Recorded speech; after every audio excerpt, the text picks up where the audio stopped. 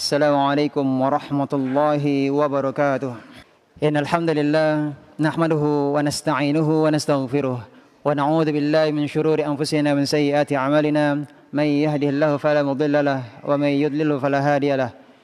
Wa asyhadu an la ilaha illallah wahdahu la syarika lahu wa asyhadu anna Muhammadan 'abduhu wa rasuluh. Allahumma shalli wa sallim ala nabiyyina Muhammad wa ala alihi wa ashabihi wa man tabi'ahum bi ihsanin ila yaumiddin. Amma ba'd.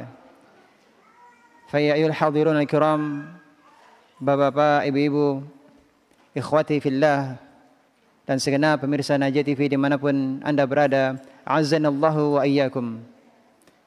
Alhamdulillahirabbil alamin, alhamdulillahilladzi bi ni'matihi tatimmus shalihat.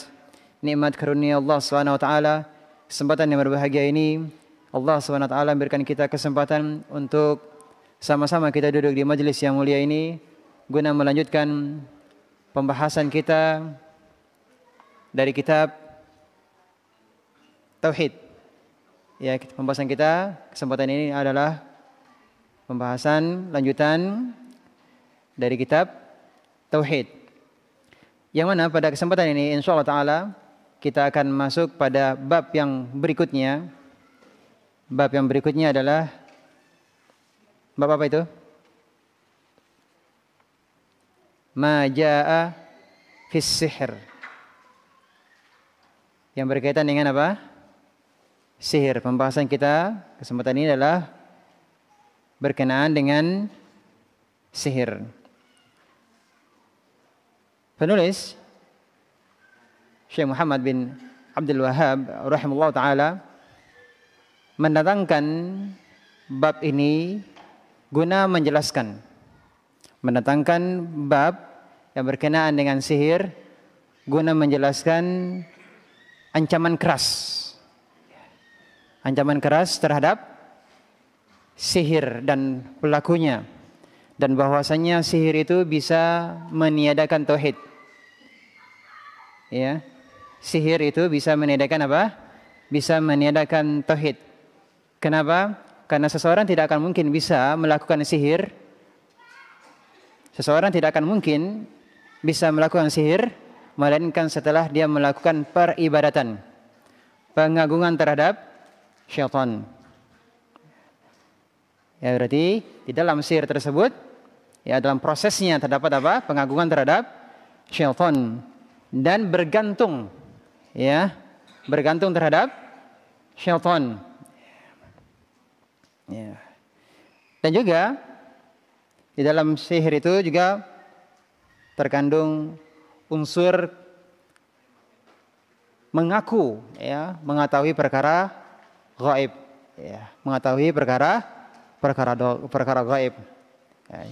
Oleh karenanya penulis Syekh Muhammad bin Abdul Wahhab rahimahullah taala yang mendatangkan bab ini menjelaskan kepada kita semuanya bahayanya sihir yang bisa meniadakan, menafikan tauhid dari diri seorang yang mempelajari maupun bukan hanya sekadar mempelajari tapi juga mempraktekkan sihir. Taib, ikhwati billah rahimakumullah.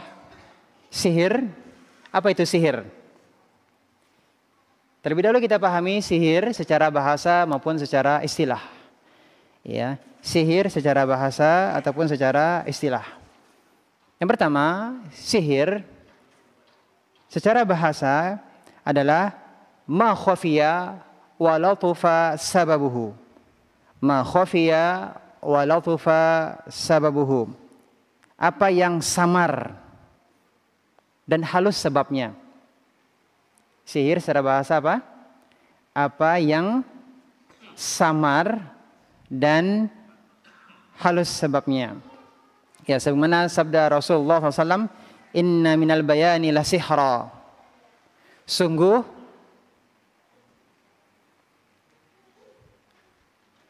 orasi yang indah, ya, itu adalah sihir. Jadi seseorang yang pandai beretorika, ya, ketika dia berorasi, itu orang yang mendengarnya bisa terbawa, bisa terpengaruh dengan apa yang disampaikan oleh orator. Tanpa dia sadari, ya secara halus, ya audiensnya, para pendengarnya itu terpengaruh, terbawa dengan apa yang disampaikan oleh sang orator. Berarti dia tersihir. Ini secara bahasa, ya, yang mendengarkan apa yang disampaikan oleh sang orator, berarti para pendengarnya adalah orang-orang yang tersihir. Tapi ini tersihir menurut bahasa, ya menurut bahasa, bukan menurut istilah syar'i. Bukan menurut istilah syar'i. Jadi jangan pula dikatakan bahwa orang yang yang pandai berpidato, ya, bahasanya bagus, ya, pandai berorasi gitu, ya, kemudian dikatakan dia sebagai tukang sihir. Bukan, ya. Tapi ini adalah sihir secara bahasa. Nah, sekarang sihir secara istilah itu apa? Para ulama berbeda pendapat dalam mendefinisikan sihir menurut istilah syariat. Ya. Para ulama berbeda pendapat. Ya. Ada yang mendefinisikannya secara umum dan ada yang mencoba untuk mendefinisikannya secara terperinci. Ya. Adapun Imam Syafi'i rahimahullah taala dalam kitabnya mendefinisikan sihir secara istilah syar'i dengan beliau mengatakan bahwa sihir itu adalah ismun jami'un lima'anin mukhtalifah. Sihir itu adalah nama yang mencakup berbagai macam makna. Apa? Sihir adalah nama yang mencakup berbagai makna. Makna yang banyak. Al-Imam Syafi'i rahimahullah ta'ala mendefinisikan sihir ini secara umum. Ya. Kenapa beliau tidak kenapa beliau mendefinisikannya secara umum? Karena memang sihir itu banyak sebabnya. Banyak sebab sihir. Ya. Kemudian cara menyihir juga beragam, banyak macamnya. Sebab seseorang melakukan sihir itu banyak, cara melakukan sihir juga banyak, efek dampak akibat dari sihir pun juga bermacam-macam, bermodel-model. Sehingga sulit untuk memberikan definisi secara khusus tentang apa itu sihir menurut syariat. Bisa dipahami? Karena sebabnya banyak. Cara sihir juga banyak. Dampak, efek dari sihir itu sendiri juga bermacam-macam. Oleh karenanya Imam Syafi'i mendefinisikan bahwa sihir itu adalah nama yang mencakup berbagai makna. Makna yang banyak. Ya. Demikian juga Syekh Muhammad Amin Asy-Syanqiti rahimahullah ta'ala juga mengatakan, memberikan makna sihir secara istilah adalah, beliau mengatakan, la yumkinu hadduhu bihadin jamin mani'. Tidak akan mungkin bisa mendefinisikan definisi sihir menurut syariat secara menyeluruh dan lengkap.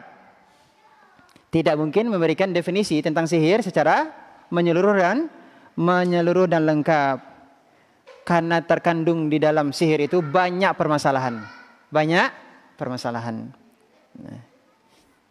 Jadi di antara ulama ada yang memberikan definisi secara syariat, definisi syariat tentang sihir itu secara umum. Ya. Adapun Al-Imam Qudamah Al-Maqdisi rahimahullah taala berusaha untuk memberikan definisi khusus, ya, tentang istilah sihir. Maka beliau mengatakan bahwa sihir itu adalah azaim. Azaim itu adalah jampi-jampi wa ruqa. Ruqa itu adalah mantra-mantra. Wa uqad. Uqad itu adalah buhul-buhul, ya ikatan-ikatan. Ya. Yu'athiru fil qulub wal abdan, yang memberikan pengaruh terhadap hati dan badan. Jadi sihir itu berupa apa? Mantra-mantra, jampi-jampi, buhul-buhul yang berpengaruh terhadap apa? Terhadap hati dan badan. Kemudian beliau mengatakan, fayumrit wa yaqtul. Sihir itu bisa mematikan orangnya, bisa memberikan rasa sakit terhadap orang yang disihir dan juga bisa membunuhnya. Bisa memberikan apa? Rasa sakit dan juga bisa membunuhnya. Ya. Wa yufarriqu bainal mar'i wa zaujih, dan juga bisa memisahkan antara suami dan istri. Ini adalah definisi sihir menurut Ibnu Qudamah. Walaupun definisi yang beliau sampaikan ini juga tidak lepas dari kritik dari para ulama yang lain, bahwasanya definisi yang beliau sampaikan ini belum menyeluruh, belum bisa mewakili sepenuhnya tentang istilah sihir. Kenapa? Karena di dalam definisi beliau ini belum masuk ada namanya sihir takhil, sihir yang menjadikan seseorang itu berkhayal. Jadi dia melihat sesuatu yang tidak sebenarnya, dihayalkan pada pandangan matanya. Nah, definisi ini tidak masuk dalam definisinya Ibnu Qudamah rahimahullah ta'ala. Dan juga dalam definisi beliau ini juga tidak disebutkan bahwasanya ada hubungan antara penyihir dan syaitan. Tidak dimasukkan dalam definisi beliau tersebut. Karena para ulama menjelaskan bahwa sihir itu tidak akan lepas dari apa? Kerjasama dengan syaitan. Ya, sihir itu tidak akan lepas dari kerjasama dengan syaitan. Karena orang yang melakukan sihir tentunya dia akan melakukan pengagungan terhadap syaitan atau merendahkan agama. Ya, melakukan apa? Pengagungan terhadap syaitan atau melakukan apa? Hal-hal yang merendahkan agama. Dan termasuk sudah kita sebutkan di awal tadi bahwa ada pengakuan bahwasanya dia mengetahui perkara yang gaib, ya. Taib. Kemudian Al-Imam Syafi'i juga rahimahullah taala mengatakan bahwa sihir itu ada dua macam. Sihir itu ada dua macam. Sihir yang pertama adalah sihir yang merupakan sihir syirik dan kufur. Sihir syirik dan kufur ini mengeluarkan pelakunya dari Islam, ya. Mengeluarkan pelakunya dari apa? Dari Islam, ya. Syirik, ya, sihir syirik dan kufur, ya. Ini syirik yang mana? Ini syirik sihir yang mana ini? Sihir yang menggunakan bantuan syaitan, ya. Kemudian Imam Syafi'i menyampaikan jenis yang kedua dari sihir adalah sihir yang bukan syirik dan kufur. Ya, ini sihir menggunakan menggunakan obat-obatan, ya. Menggunakan asap dan sejenisnya, ya, untuk memberikan efek atau pengaruh terhadap orang lain, ya. Namun para ulama mengatakan bahwa yang dimaksud oleh Imam Syafi'i untuk sihir jenis kedua ini itu adalah sihir secara bahasa. Sihir secara bahasa. Karena sihir secara istilah syar'i itu pasti pelakunya berhubungan dengan syaitan. Dia akan melakukan kesyirikan, akan melakukan apa? Kekufuran. Pasti melakukan kesyirikan dan kekufuran. Nah, sekarang pertanyaannya, kalau sulap itu masuk jenis mana? Sihir atau bukan? Sulap itu sihir atau bukan? Trik, kecepatan tangan. Hah? Sihir atau bukan? Hah? Sihir. Pelakunya musyrik, kafir. Yang terbang-terbang pakai tali enggak nampak enggak? Pakai trik-trik juga kan bisa juga kan?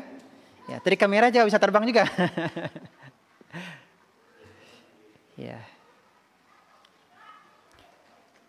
Kalau menggunakan trik-trik kecepatan tangan, tidak menggunakan bantuan syaitan, itu dikatakan sihir juga? Dikatakan sihir juga? Ya, itu juga dikatakan sihir, tapi sihir secara bahasa. Sihir secara bahasa. Bisa dipahami? Itu sihir, tapi itu sihir secara bahasa. Kenapa orang tidak sadar? Kok bisa ya dia melakukan seperti itu? Jelas ya? Kan secara halus itu. Orang tidak tahu, kok bisa ya dilakukan seperti itu? Yaitu trik-trik ya, itu menggunakan trik kecepatan tangan. Ya. Sihir, tapi sihir secara bahasa, bukan sihir secara istilah syar'i. Kalau istilah syar'i, sihir itu pelakunya musyrik kafir. Apa sebab? Karena pasti bekerja sama dengan syaitan. Sampai sini bisa dipahami atau tidak? Jelas? 6. Kemudian pertanyaannya adalah, sihir itu memang ada atau tidak?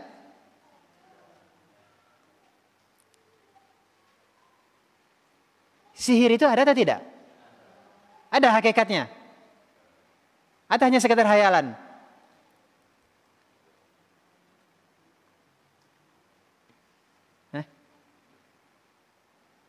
Ada hakikatnya atau tidak sihir? Ada. Apa buktinya? Orang nyantet. Ada yang disantet. Ada efeknya. Ada akibatnya gitu ya. Berarti ada korbannya itu ya. Sakit. Bahkan sampai terbunuh. Berarti itu nyata ya. Nyata. Berarti sihir itu hakikatnya ada. Ya. Jadi menurut Ahlus Sunnah wal Jamaah berkeyakinan bahwa sihir itu hakiki, nyata, ya. Dan pengaruhnya memang nyata, Ya. Ada pengaruhnya terhadap tubuh. Ya. Dan dalil-dalil juga menjelaskan hal tersebut bahwa sihir itu hakiki, nyata. Baik itu dalil dari Al-Quran, dalil dari hadis, maupun juga kenyataan seperti yang tadi yang disampaikan. Ya, ada yang kenyataannya memang ada yang belajar sihir, ya kan? Ada yang bisa menyihir, ada korban sihir, ada orang yang sembuh dari sihir, dan ada juga penyihir yang tobat kemudian mengisahkan tentang pengalaman sihirnya. Nah, ini realitanya. Nah, sekarang kita masuk di antara dalil bahwasanya sihir itu memang hakiki, nyata. Ada pengaruhnya, ada dampaknya. Dari Al-Quran Allah sebutkan dalam surat Al-Baqarah ayat 102. Silakan bisa dilihat mushafnya atau mungkin yang punya aplikasi Al-Quran bisa lihat ayat yang panjang. Ayat ini berbicara tentang sihir. Al-Baqarah 102. Adapun di kitab adalah penggalan atau potongan ayat 102. Walaqad alimu laman ishtarahu ma lahu fil akhirati min khalaq. Ya, silakan lihat surah Al-Baqarah ayat 102. Sudah? Bagi yang punya mushaf. 6. Dalam Al-Quran, surat Al-Baqarah ayat 102, Allah SWT berfirman, وَاتَّبَعُوا مَا تَتْلُو الشَّيَاطِينُ عَلَى مُلْكِ سُلَيْمَانَ وَمَا كَفَرَ سُلَيْمَانُ وَلَكِنَّ الشَّيَاطِينَ كَفَرُوا يُعَلِّمُونَ النَّاسَ السِّحْرَ وَمَا أُنْزِلَ عَلَى الْمَلَكَيْنِ بِبَابِلَ هَارُوتَ وَمَارُوتَ وما يعلمان من أحد حتى يقولا إنما نحن فتنة فلا تكفر فيتعلمون منهما ما يفرقون به بين المرء وزوجه وما هم ضارين به من أحد إلا biidznillah wa yata'allamuna ma yadhurruhum wa la yanfa'uhum wa laqad 'alimu laman ishtarahu ma lahu fil akhirati min khalaq wa la bi'sa ma syara bihi anfusahum law kanu ya'lamun. Ya, surah Al-Baqarah ayat 102. Wattaba'u ma tatlu syayatinu 'ala mulki Sulaiman, dan mereka mengikuti apa yang dibaca oleh syaitan-syaitan pada masa kerajaan Sulaiman. Pada masa Nabi Sulaiman. Dan mereka, yakni kaum Yahudi, yang dimaksud dengan mereka adalah kaum Yahudi, dan mereka mengatakan bahwa Sulaiman itu mengerjakan sihir. Wa ma kafara Sulaimanu walakinna syayatin kafaru. Padahal Sulaiman tidak kafir. Allah bantah. Nabi Sulaiman tidak kafir. Tidak mengerjakan sihir. Yang dimaksud dengan tidak kafir di sini adalah tidak mengerjakan sihir. Walakinna syayatin kafaru yu'allimuna an-nas as-sihr.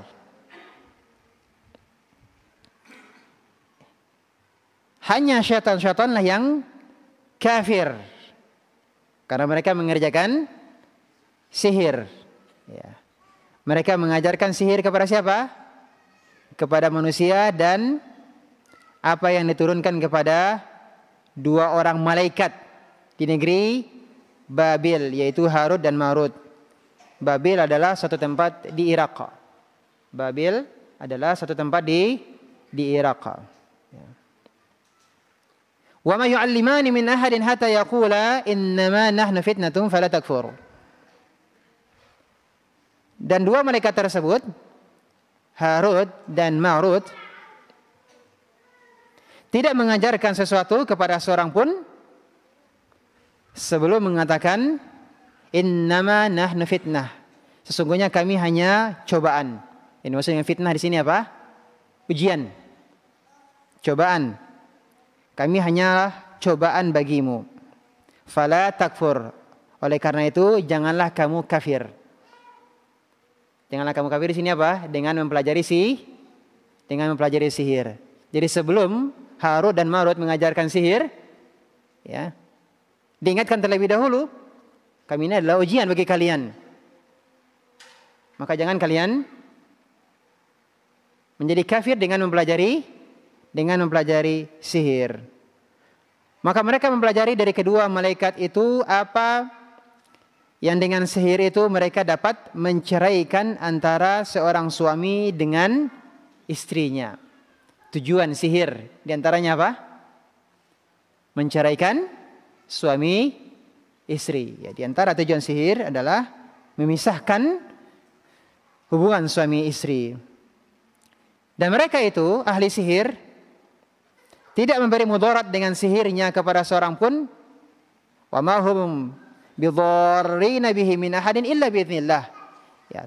Tukang-tukang sihir itu tidak dapat memudaratkan seorang pun melainkan dengan izin Allah. Jadi dampak sihir itu tidak akan terjadi kecuali dengan izin Allah. Dan mereka mempelajari sesuatu yang tidak memberi mudarat kepadanya dan tidak memberi manfaat. Ya. Demi sesungguhnya mereka telah meyakini bahwa barang siapa yang menukarnya, yakni menukar kitab Allah dengan sihir itu, tiadalah baginya keuntungan di akhirat. Nah ini, walaqad alimu laman ishtarahu ma lahu fil akhirati min khalaq. Demi sungguh mereka telah meyakini bahwa barang siapa yang menukarnya kitab Allah dengan sihir itu, tiadalah baginya keuntungan di akhirat. Wala bi'sa ma syara bihi anfusahum law kanu ya'lamun. Dan amat jahatlah perbuatan mereka menjual dirinya dengan sihir kalau mereka mengetahui. Dalam ayat ini ikhwah, ada dua dampak efek dari sihir. Ya, Allah menyebutkan Allah menyebutkan dua hal yang terkait dengan dampak sihir. Yang pertama, bisa menyebabkan suami istri bercerai. Ya. Tujuan sihir diantaranya apa? Memisahkan hubungan suami istri. Hubungan yang terkuat, hubungan yang paling kuat antara dua manusia adalah hubungan suami istri. Ini melebihi hubungan antara anak dan orang tua. Melebihi kuatnya hubungan adik kakak. Ini hubungan apa? Hubungan suami istri adalah hubungan yang sangat kuat.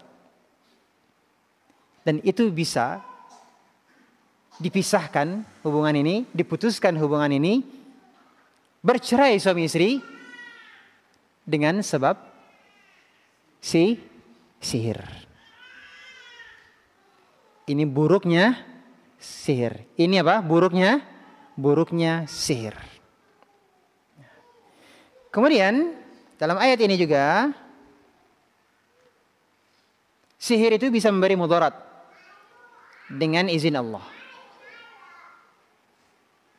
Sihir itu dapat terjadi dengan apa? Dengan izin Allah. Izin Allah ini namanya izin kauni, tapi bukan izin syar'i. Izin kauni artinya Allah mengizinkan sihir itu terjadi. Sihir itu berdampak, Allah izinkan.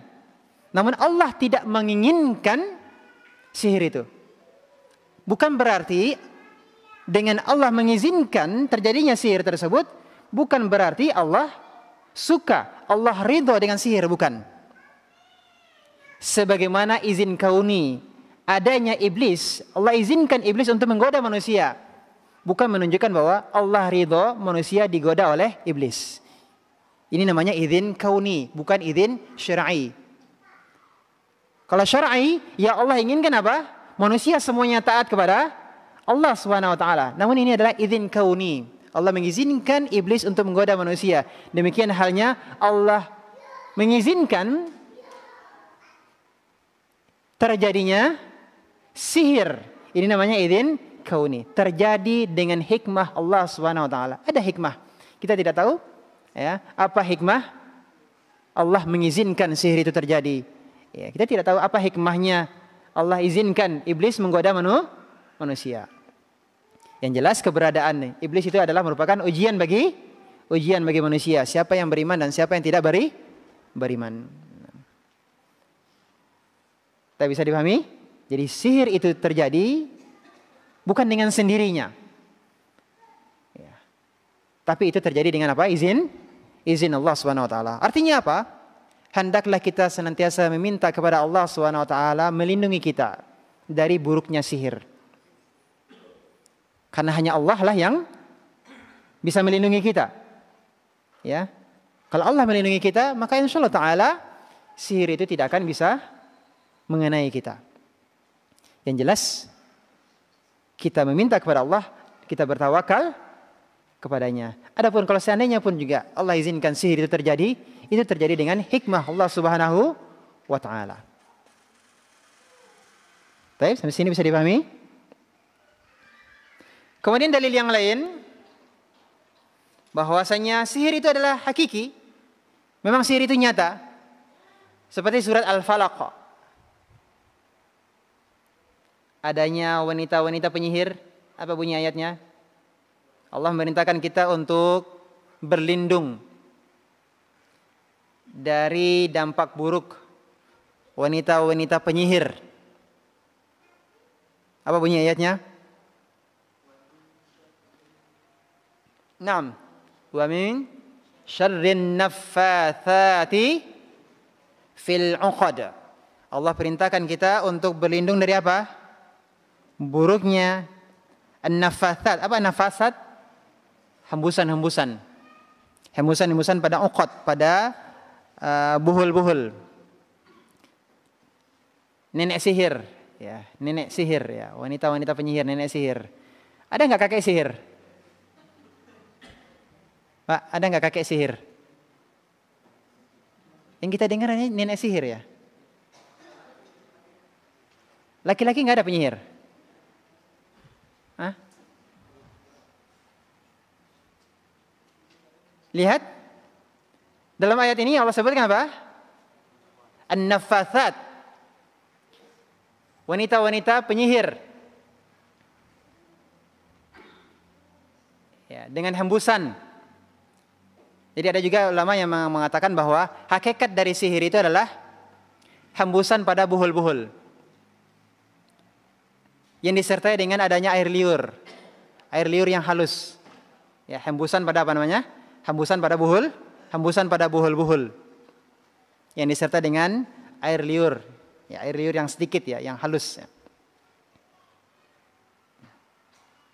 Ya, seperti ayat ini ya.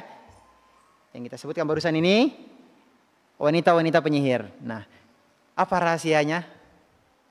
Ada kakek sihir? Kakek sihir ada. Yang pertama, nenek sihir itu lebih banyak daripada kakek sihir. Wanita-wanita penyihir itu lebih banyak daripada laki-laki penyihir. Dan yang kedua, sihir wanita itu lebih hebat daripada sihirnya laki-laki.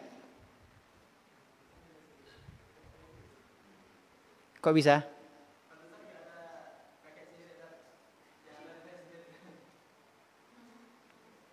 Sebabnya karena apa?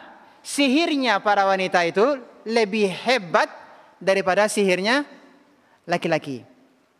Apa sebab? Semakin jiwa seorang itu jahat, semakin jiwa seseorang itu buruk, maka semakin kuat sihirnya. Dan mohon maaf, para wanita itu kalau sudah benci, kalau sudah marah pada seseorang, kalau sudah tersinggung, sudah luka hatinya, ya tahulah bapak-bapak ini ya.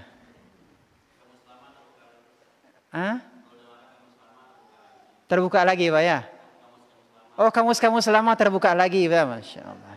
Kamus-kamus lama, indah bahasanya ya. Kamus-kamus lama, Masya Allah, kamus-kamus lama.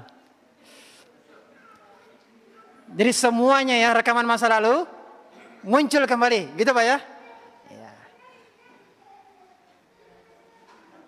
Artinya bahwa tadi ya kebenciannya lebih kuat ya kan? Nah, ketika kebenciannya lebih kuat, jiwanya tadi yang buruk tadi, itu dampaknya sihirnya lebih kuat. Ya. Dan wanita ini bisa dikatakan termasuk yang paling sulit untuk memaafkan. Walaupun sudah mengatakan, iya saya maafkan. Tapi buktinya pada setiap kajian terkait dengan maaf-memaafkan ini, biasanya ibu-ibu yang paling minta tips, Ustaz, bagaimana caranya bisa memaafkan. Dan bisa dikatakan bapak-bapak tidak ada yang nanya. Gimana caranya bisa mudah memaafkan. Karena bapak-bapak ini pemaaf. Ya. Kesalahan istri itu sangat mudah iya Bu ya, betul enggak Bu ya? Ya, betul ya, Bapak-bapak ya? Ya, mudah memaafkan. Bapak-bapak ini paling mudah memaafkan. Tapi kalau ibu-ibu, benar enggak Bu?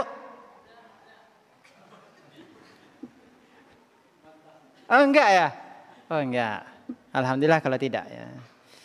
Ya. Tidak apa nih?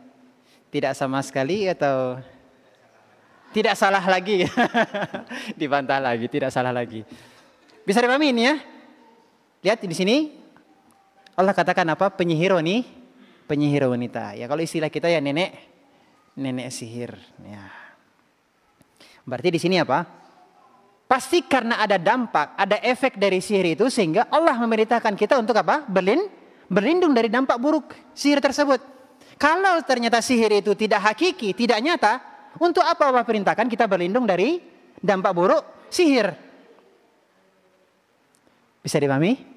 Nah, ini dari Al-Quran. Dari hadis, seperti kita disunahkan setiap harinya makan korma ajwa. Korma ajwa berapa butir? 7 butir ya. Man tasabbaha bi sab'i tamaratin ajwah, siapa yang setiap paginya memakan 7 butir kurma ajwah, lam yadurhu dzalikal yaum, maka tidak akan membahayakannya pada hari tersebut, summun wala sihir. Maka racun dan sihir tidak akan memudaratinya pada hari tersebut. Di sini Nabi SAW menyebutkan apa? Menggandengkan antara racun dan sihir. Racun itu ada efeknya atau tidak? Ada efeknya. Berarti ini menunjukkan bahwa sihir itu juga ada efeknya. Berarti ini menunjukkan apa? Sihir itu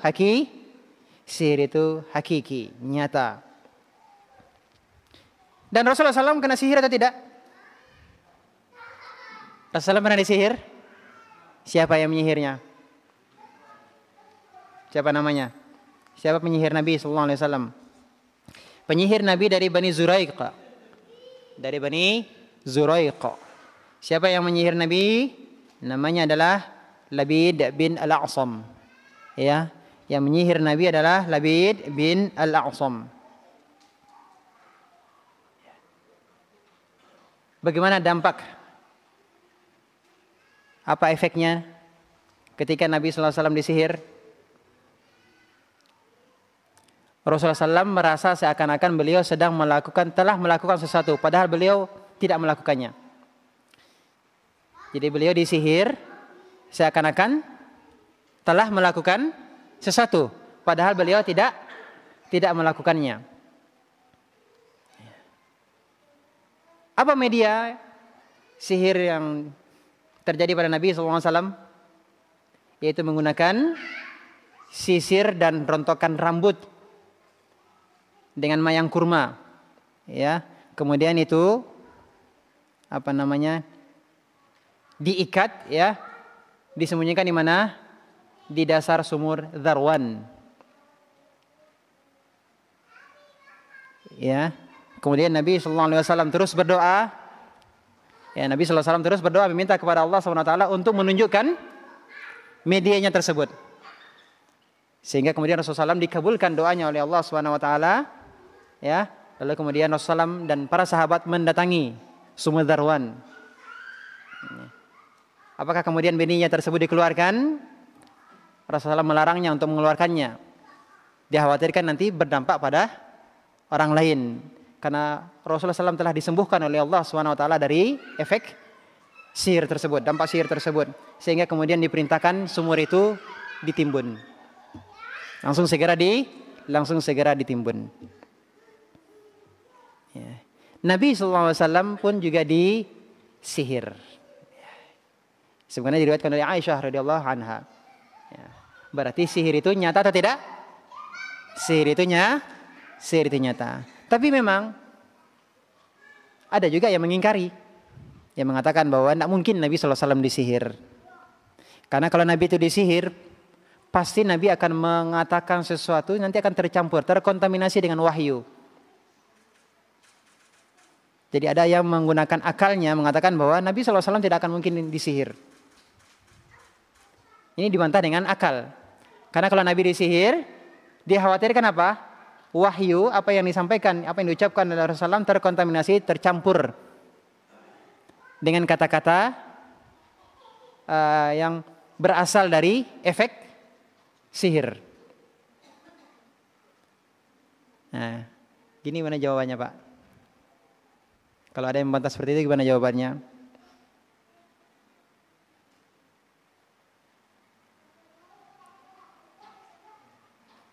Gimana jawabannya? Jawabannya adalah sihir yang terjadi pada Nabi SAW itu tidak berpengaruh terhadap wahyu.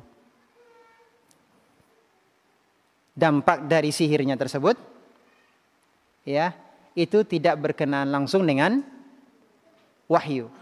Rasulullah SAW hanya apa? Hanya merasakan telah melakukan sesuatu yang tidak dilakukan oleh Rasulullah SAW. Adapun dengan wahyu, ini tidak mempengaruhinya. Sebagaimana halnya Nabi Musa alaihissalam. Nabi Musa disihir atau tidak? Nabi Musa kena sihir atau tidak? Pak, Nabi Musa kena sihir atau tidak? Apa sihirnya? Hah? Dihayalkan pada pandangan Nabi Musa alaihissalam, beliau melihat tali-tali dan tongkat itu merayap dengan cepat. Dihayalkan pada pandangan Nabi Musa alaihissalam, berarti Nabi Musa tersihir. Maka dihayalkan tali dan tongkat-tongkat itu seperti ular yang merayap cepat. Ini dampak dari sihir. Ini menunjukkan bahwa apa? Nabi Musa juga kena sihir. Tapi apa kemudian berpengaruh terhadap wahyu? Ikhwati fillah rahimakumullah. Telah kita sebutkan sebelumnya bahwa Nabi Musa alaihissalam juga tersihir. Fa idza hibaluhum wa 'isiyuhum yukhayyalu ilaihi min sihrihim annaha tas'a. Maka tiba-tiba tali dan tongkatnya para tukang sihir tersebut dihayalkan kepada Nabi Musa. Bahwasanya itu tali dan tongkatnya itu merayap dengan cepat.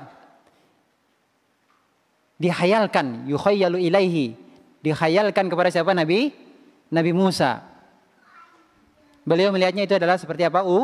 Ular yang merayap dengan cepat. Disebabkan karena apa sih? Disebabkan karena sihir. Ya. Apa akibatnya? Fa'awjasa fi nafsihi khifatan Musa. Maka kemudian timbul rasa takut dalam diri Nabi Musa. Ini Nabi Musa, Allah mengisahkan Nabi Musa yang tersihir, terkhayalkan pada pandangan matanya. Apakah kemudian ini mempengaruhi wahyu yang diturunkan kepada Nabi Musa alaihissalam? Lihat, beliau sedang sihir dan wahyu sedang turun. Nabi Musa sedang disihir dan wahyu pun juga sedang turun. Lihat semua ayatnya. Allah katakan apa? Qulna la takhaf innaka antal a'la. Kami katakan, jangan kamu takut.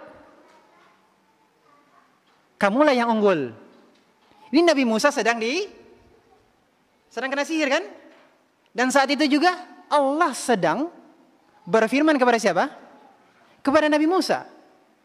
Jangan takut. Kamu yang akan unggul.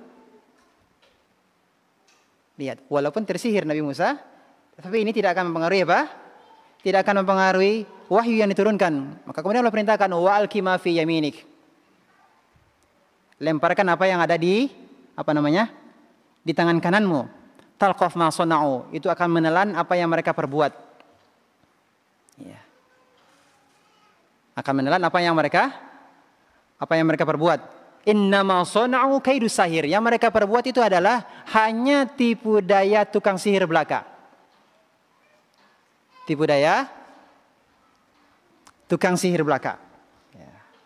Dikhayalkan pada pandangan pandangan Nabi Musa alaihi salam. Kemudian Allah katakan wala yuflihus sahiru haitsu ata. Tukang sihir itu tidak akan pernah beruntung dari manapun dia datang. Tukang sihir itu tidak akan pernah beruntung dari manapun dia datang. Intinya dari ini bahwa kita ingin menyampaikan sihir itu juga terjadi pada Nabi SAW, pada Nabi Musa alaihissalam, dan juga pada Rasulullah Nabi kita Muhammad SAW.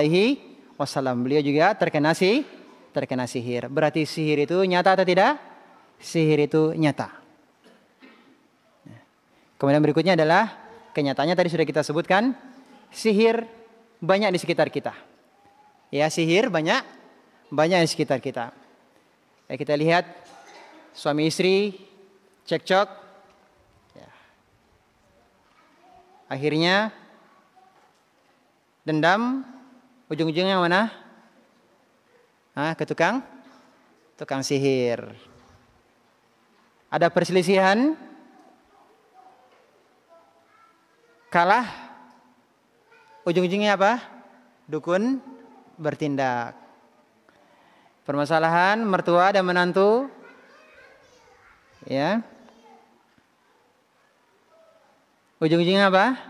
Dendam ke tukang sihir. Entah menantunya yang disihir, entah mertuanya yang disihir. Fal'iyadu billah. Ya, termasuk adik kakak juga. Ya, adik kakak. Permasalahan harta warisan dan seterusnya. Ya, tidak selesai-selesai. Diselesaikan dengan apa? Diselesaikan dengan sihir. Na'udzubillah min dzalik. Ya, kita berlindung dari keburukan sihir. Ikhwati billah rahimakumullah. Ayat yang kita pelajari ini dalil yang pertama. Ya, surah Al-Baqarah ayat berapa tadi? Ayat 102. Kalau dilihat secara lengkapnya, maka akan kita dapati pembahasan tentang hukum, ya, hukum sihir.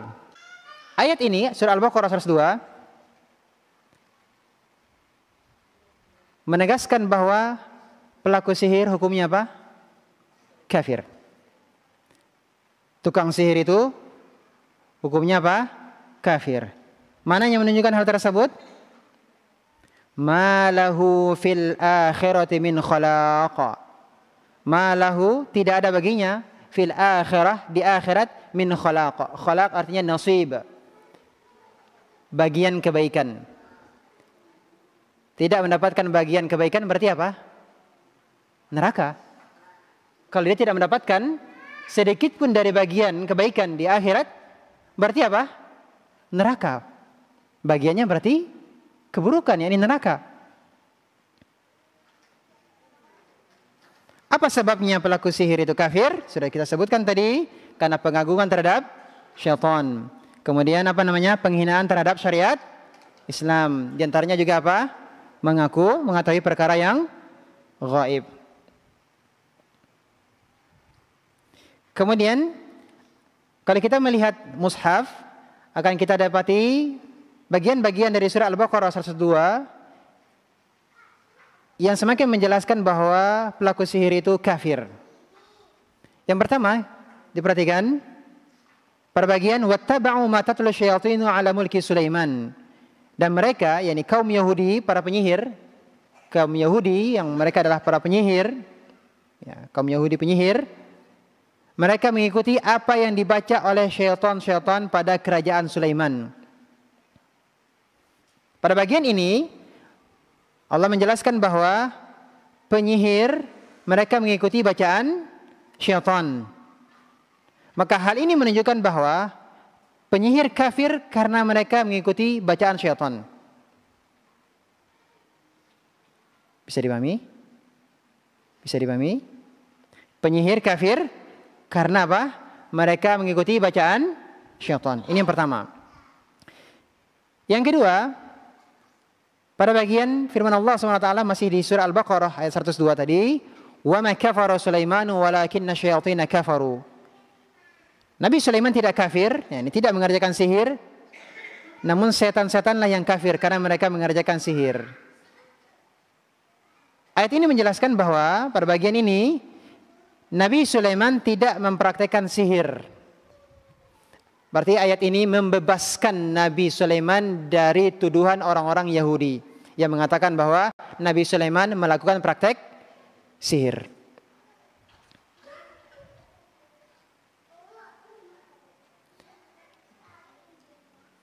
Dengan demikian, yang melakukan praktek sihir dihukumi kafir. Karena mereka mengatakan Nabi Sulaiman kafir dengan disebabkan karena apa namanya? Melakukan sihir. Allah bantah Nabi Sulaiman tidak melakukan sihir. Nabi Sulaiman berarti tidak kafir. Yang kafir adalah yang mempelajari sihir. Bisa dipahami? Berarti dibalikkan kepada mereka yang mempelajari sihirlah yang kafir. Berikutnya, wa ma yu'allimani min ahadin hatta yaqula innama nahnu fitnatun fala takfur. Keduanya ini Harut dan Marut mengatakan mereka berdua, Harut dan Marut, tidak mengajarkan sesuatu kepada seorang pun sebelum mengatakan kepada mereka apa? Innama nahnu fitnatun fala takfur. Kami adalah ujian bagi kalian. Sebab itu janganlah kamu kafir. Dengan demikian, dari bagian ayat ini, orang yang belajar sihir dia akan kafir. Orang yang belajar sihir dia akan menjadi kafir. Ini kan peringatan Harut dan Marut kepada orang yang mau mempelajari. Jangan kalian mempelajari. Kalau kalian mempelajari, kalian akan menjadi kafir. Ini baru mempelajari. Apalagi yang menjadi tukang sihir. Kemudian, ini sudah kita sebutkan yang tadi. Walaqad alimu man ishtarahu ma lahu fil akhirati min khalaq. Tidak ada bagian sedikit pun kebaikan bagi orang yang menjual kitab Allah, menukar kitab Allah dengan sihir. Ini menunjukkan bahwa mereka tidak ada mendapatkan sedikit kebaikan pun di akhirat. Artinya bagian mereka adalah neraka. Menunjukkan bahwa para penyihir kafir. Menunjukkan para penyihir apa? Kafir. Berikutnya masih di Al-Baqarah. Kemudian di apa namanya? Berikutnya Allah katakan, walau annahum amanu wattaqau lamathubatun min indillahi khair law kanu ya'lamun. Ini di Al-Baqarah 103 berikutnya. Kalau mereka beriman dan bertakwa, niscaya mereka akan mendapatkan pahala. Dan sesungguhnya pahala di sisi Allah adalah lebih baik kalau mereka mengetahui. Ini menunjukkan bahwasanya mereka para penyihir itu tidak beriman. Walau annahum amanu wattaqau. Kalau seandainya mereka beriman dan bertakwa. Berarti ini menunjukkan apa? Tukang sihir itu tidak beriman, tidak bertakwa. Tidak beriman berarti apa? Kafir. Al-Baqarah 103 ayat berikutnya.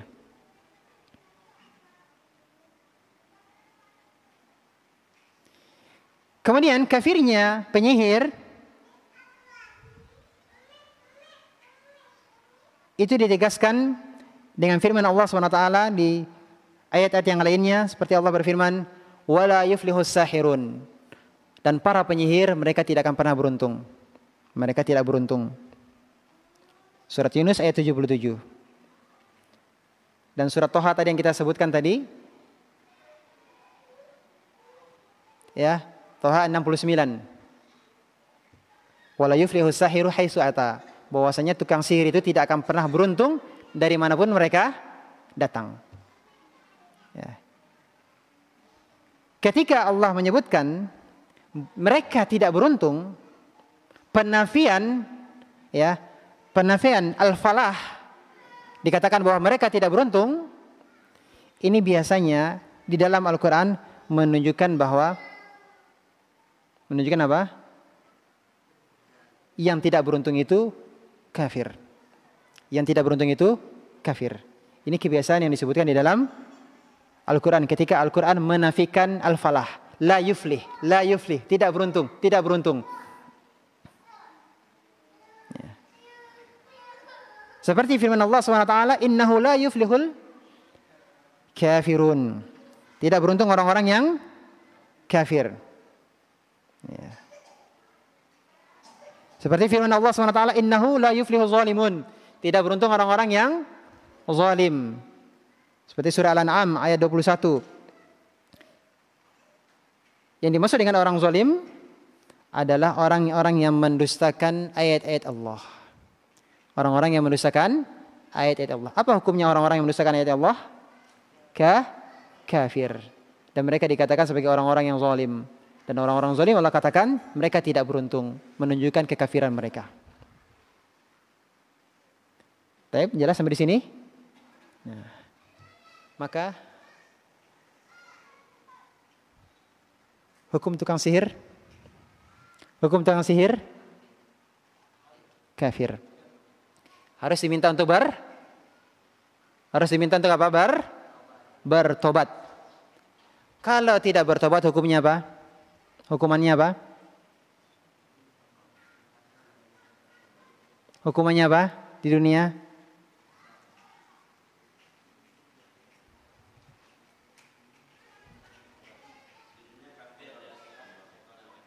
hukumannya apa?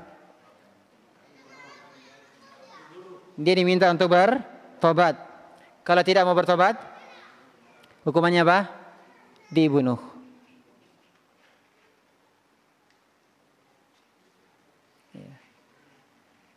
Jelas? Namun yang melakukannya siapa? Penguasa.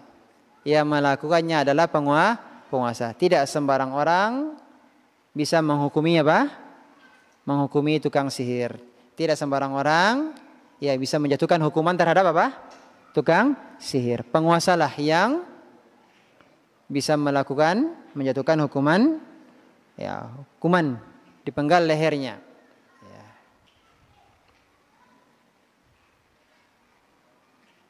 Dan memang tukang sihir itu sangat buruk. Ya. Buruknya terhadap siapa? Dirinya sendiri. Ya.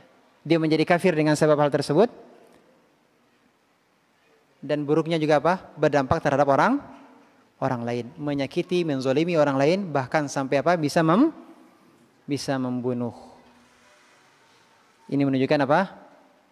Sihir itu adalah dosa besar. Ya, sihir itu adalah dosa besar. Kita cukup sampai di sini untuk dalil yang pertama. Untuk dalil berikutnya insyaallah semoga Allah mudahkan. Kita lanjutkan pada pertemuan yang akan datang. Adapun yang akan datang ini pekan yang depan kita selesaikan fikih waris kita.